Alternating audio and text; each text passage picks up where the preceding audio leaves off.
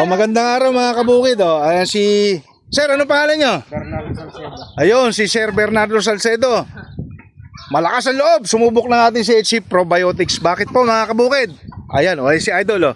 Yung nag-harvest ng ating ampalaya. Kasi po yung aming itike konti itlog eh. Maliliit, mga may basag. Ito po ang sagot sa aming pagyaman. Ito po ang... Ayan, sino ba mga kasama ko sa inyong kulungan doon? Akit po. Ay, silipin lang na konti. Baka mabubulabog eh. Sa labas lang, sa labas lang. Ikaw na! Ikaw, kasama ka nila. Ayan, nagkagulo na po. Ayan.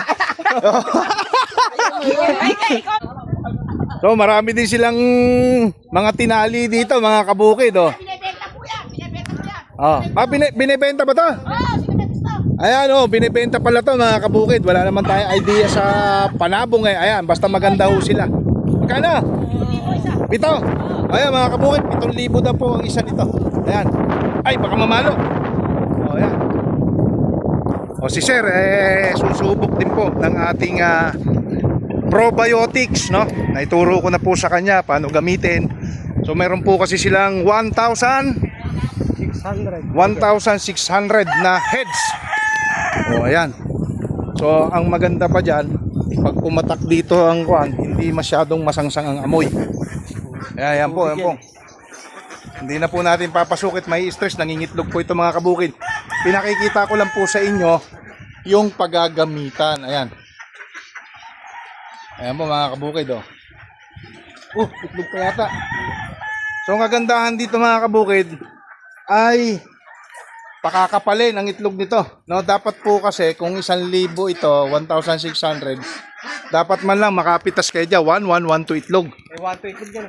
Oo. Or mahigit pa. 1-4 na itlog yan. 1,4. Oo, uminit. Na-stress yung itlog. Na-stress. Oh, yan ang sagot sa ating problema. Dito ayan mga kabukid, dito pala yung inuman nila. Yan. Yung painuman. So ito pa. So nandito po ngayon kami sa barangay. Ano nga ito, boss? Hindi niya. Barangay? Hindi niya. May base niya. Hain na pala to? Sakop na ng hain. Sakop na pala ng hain to mga kabukid. Yun, nako, ayun, nag-swimming na. So babalikan po natin nito mga kabukid pagkalipas po ng 1 linggo. Ayan. Buti hindi ho gumagala yung inyong itik eh. Open ano pala to, no? Walang net. Meron doon sa dulo. Ay, wala. Ayan, no, mga kabukid. Kaya sabi ko open water po to, no? Pero ayan po. So makakatikim na sila ngayon ng ating probiotics. Ayan. Courtesy po Sir Bernard. Ayan, no. So susubok na rin, naituro na natin yung tamang paggamit sa kanyang mga alaga. So, maraming salamat, sir.